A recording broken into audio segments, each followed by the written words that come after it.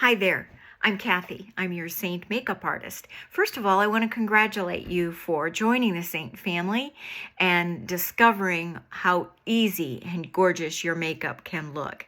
I'm going to share with you a couple of videos that I've made exclusively for new people. And the first one is going to be on a quick makeup application to kind of get you started. There are no right and wrong. Nobody's going to come and say you're doing it wrong. You're going to develop your own system. But sometimes in the beginning, we need a little bit of a push. And I want to share with you some tips that really helped me in the beginning, especially helped me from using too much product. That's really the biggest thing that we find with new people is they think they have to use the same amount of product that they used before with their other foundations. It's not true with Seint. You use so little, and that's the reason you've got a little itty bitty tin. What I'm going to do today is I'm actually going to take my main shade. This would be the illuminator that closest matches my skin. And I also want to let you know that if you ever get around anyone else and you get, what color are you? What color are you? And you think, oh, I think I'd like that color better. And either you swipe it on the back of your hand or even on your jaw, you'll think, oh, that's going to be a lot better color. I'm telling you, by the time you blend it out, it may be a completely different color. That's the reason it's important for us to do a color match. We want to see what we're working with. If you have redness here, we're going to give you a color that will camouflage that redness. But then if you're light everywhere else, we may have to brighten you up with your second highlight so that we don't have one color here and one color neck. So trust the process. And if you feel that you don't have a good color match afterwards, and I'm going to tell you, you need to play with this for at least a week or two to get it down. I had to go almost not quite 2 weeks before I really felt I had it down and I liked the application.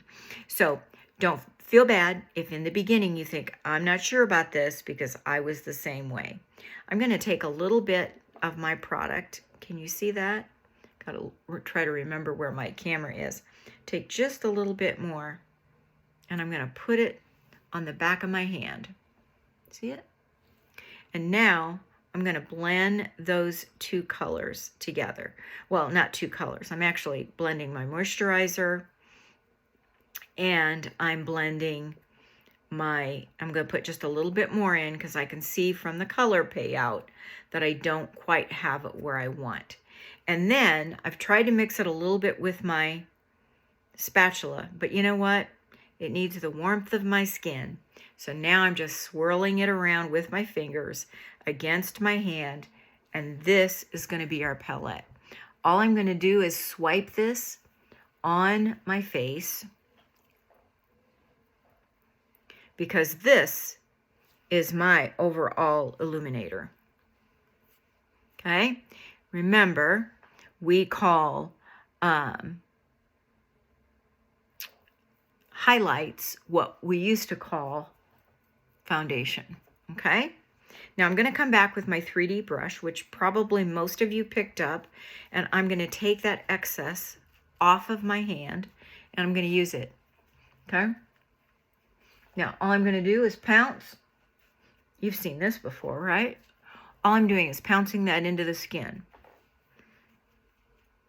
And what I'm doing is I'm putting a very light coverage of this product all over. And you're probably saying, well, but you said we only want one layer. Yeah, but remember, we mix this with your moisturizer. So you are getting color payout, but you are also getting a sheer coverage, because that is the thing that we've noticed with most people, again, is that they're using too much. Now we're going to come back with our brightener. This is the one that's going to give you that pop, a little bit here in the center of my face, down my nose, Cupid's bow, chin, outer edge of my eye, just a very smidgen on the inside. I'm then going to take my contour, chisel out a little bit there, up on my forehead, And because you've now got that nice moist base, you won't believe how quickly this will blend. Okay. So now let me go back to my 3D. I'm going to take that and I am going to blend that brightener. Okay. Here at my eye. Out here. And you notice I'm flicking up. And the reason I'm flicking up is because I really want to kind of give myself an eye lift. And that will do it. I'm coming underneath with no product other than what's on this brush. Okay? And I didn't do my nose. We'll do just a little bit. Let's see if we've got enough left on the brush. I think we do. It takes so little of this product. And that may be one of the hardest things to get used to, is the fact that there is so little product used. Because again, we're trying to do this the way we did with our other color. Now, I like to put my blush on with my finger. And the reason is because I like a little bit more blush. I notice on me as a senior woman, blush has a tendency to dry down quicker. Yeah, there's a word for you. Okay, so I'm going to blend it up towards my eyes. Didn't do any eyeshadow today. This is what I had left on from earlier in the day. I am going to bring that just a little bit. You can tell I'm from the 70s. We like a little bit there. And I think I forgot to blend out my contour on my forehead. Okay. And then I'm going to, of course, use my Bella bronzer. And I use the big fat part of my brush there. Again, a little bit up at the top. Why do I like bronzer so much? Because your face color can change from one day to the next. One day it's one color, the next day. And I always start with a loaded brush out to the edge because I don't want that in the center. So I'm going in a W here, and I'm doing it up here. Most of the time, I've got a white shirt on, so I'm not going to.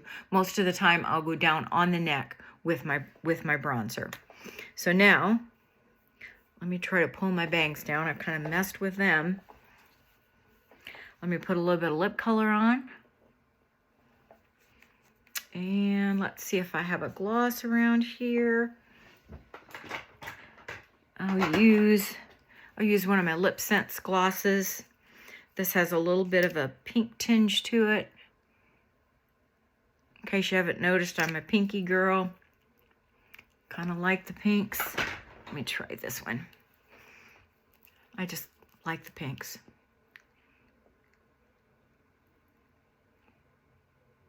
There we go.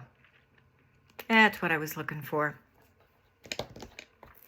And then I will finish with my Perfector sponge. Let me grab it real quick. Sorry, thought I had it here at my desk. It's still damp from this morning. I'm going to press that in. And you're going to have a beautiful finish. Look at that. Just look at that. It's amazing to me. Every time I see it, I'm like, I can't believe this. I can't believe this is what my skin looks like at my age. Okay? Okay. Need to blend in a little bit down here more. That's it. That is all you're going to do for your application. And the nice thing about that is you've mixed the first step on the back of your hand, and then you simply apply. Keep in mind, and I'm going to share this with you in the next video I do, I put my products in order of the order that I'm going to use them, and I just go down the line. So it makes it easier for me to apply them that way, and then I keep, on my particular palette, I keep my eyeshadows on the next one. I do have just a little bit of rose gold, can't even talk. It's an illuminator, and illuminators catch the light. So you end up with a little bit of a glow, depending on how the light hits you. You use so little of that, it'll last one little tin like there's a lifetime supply. So that's a quick video. That's what you're going to get. You may not get there the first week, but you will get there. And again, I believe by putting it on with your fingers to start with is probably the way to go.